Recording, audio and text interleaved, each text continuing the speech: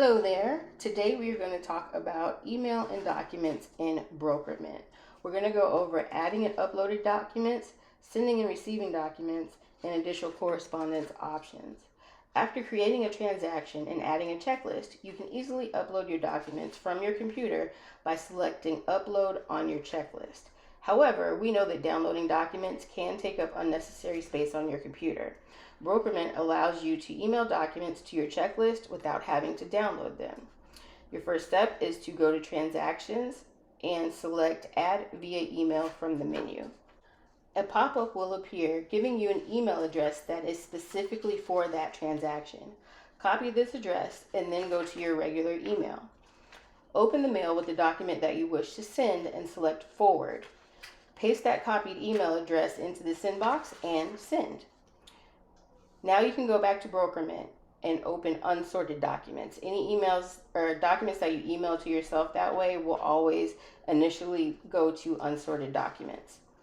To move it from unsorted to your checklist, just select Assign To and select the applicable destination. Just a quick note, there's usually about a 60-second delay from the time that you send the email to when it actually shows in Brokermint. Now your document's loaded into its proper place in the checklist. If you have documents that are not required for the checklist but are associated with your transaction and you'd like to keep them, you can upload those documents and store them in unsorted documents.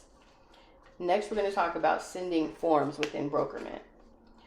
You can also send and receive forms requiring signatures directly through Brokermint. From the transaction page, choose your transaction and then select Use Forms. You'll be prompted to choose your forms. Select all the forms that you wish to send by selecting the box next to it and then hit Select at the bottom of the list.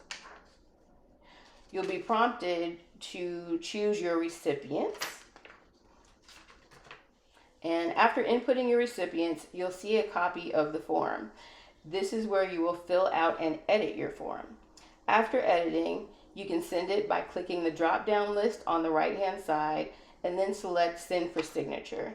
Again, you'll just go ahead and throw in your recipients, hit Send, and you're good to go.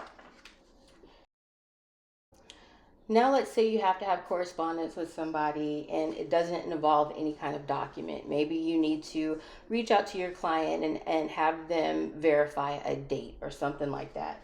So we did sending documents. Now we're going to talk about sending regular emails through Brokermint. To send an email that does not contain an attachment, go to Users and Contacts in your transaction and then select your recipients.